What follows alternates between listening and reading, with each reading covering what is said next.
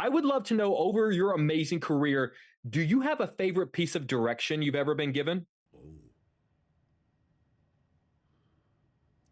Yes, and he knows what it is. Okay, you have to tell me.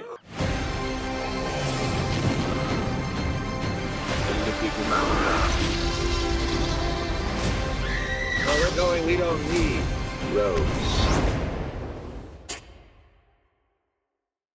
Guys, good to see you both again. This movie is beautiful. Thank you for taking the time. I appreciate you. Thanks. You. We're happy to be with you. Good to be with you. Mr. Arnett, I'm going to start with you. I feel like there is this expectation for people who are funny, who are known to be funny, to kind of always be on, always be funny. And that's a lot of pressure to put on someone because obviously everyone has a bad day, or sometimes you have a day where you don't want to talk to anyone. I'd love to know, as maybe not necessarily stand-up comedy, someone who's known for being funny, is it harder to have a bad day when you are someone who has become famous for making people laugh? Well, I tell you, it's hard. It's hard if you're having a bad day and they expect you to be funny in a professional setting. Yeah, that's not a good sign. That you'll go hungry if you do that. But certainly there are those moments. I think that you meet people. You know, it's weird to say that. I remember a long time ago spending time. I was working with Will Ferrell. I think we were doing Blades of Glory, and you'd go out, like you'd go for dinner with him. This is the first time I kind of saw that in action. You go for dinner, or we would do stuff, and people would come up to him and they'd go like, "Will," like that. Oh God! And like, and they'd be like, "Hey," because to them he represents funny guy Hank the Tank, whatever it was at that point, and they're like, right.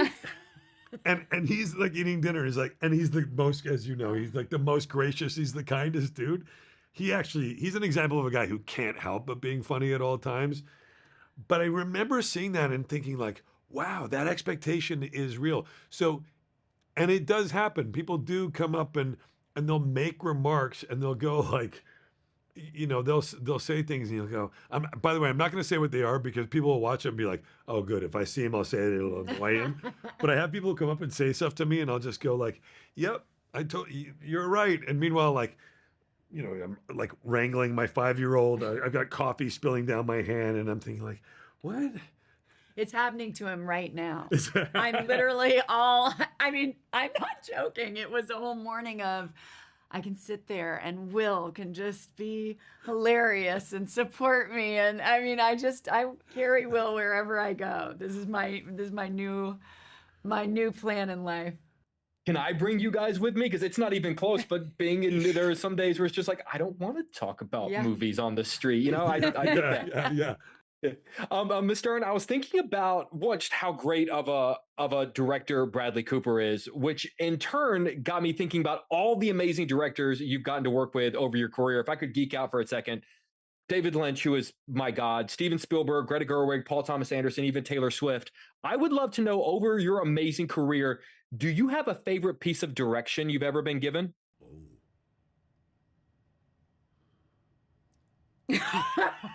Yes, and he knows what it is. Okay, you have to tell me. Maybe it isn't my favorite. I'm still deciding. That was beautiful. That was amazing. And it's beautiful that we can't share it with him. We can't share it. No, but he knows you what can't it do is. that to me.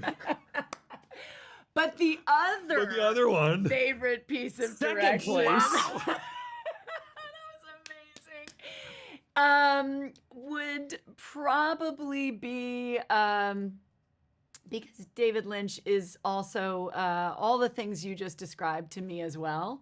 I just remember being 17 and working the first days I ever worked with him, and he would maybe say a couple of words and he taught me a new language that I had never known, where he would come up and, use his extraordinary hands to try to articulate that he was feeling something. And it'd be like, there's a wind, there's a mystery. And he'd be like, okay, great. And you know exactly what he needed. Just like the specificity of a word and how he would articulate it was, it invited your own imagination toward the story he was trying to tell. And that's like, yeah, feel it? That was the mysterious way. Yeah. Sorry.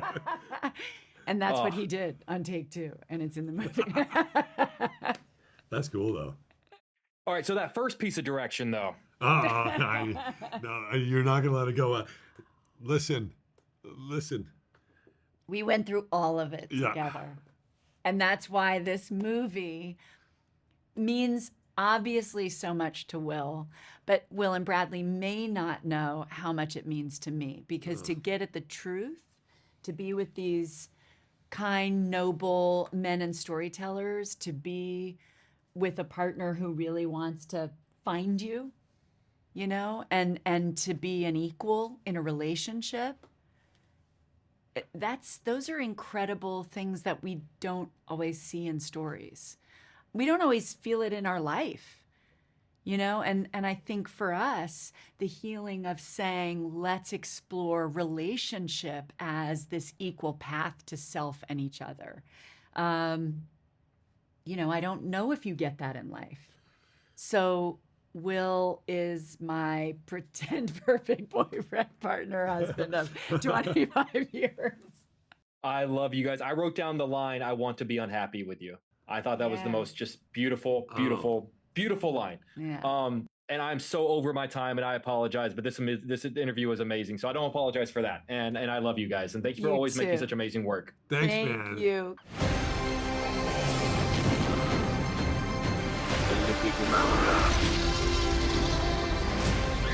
Where we're going, we don't need roads.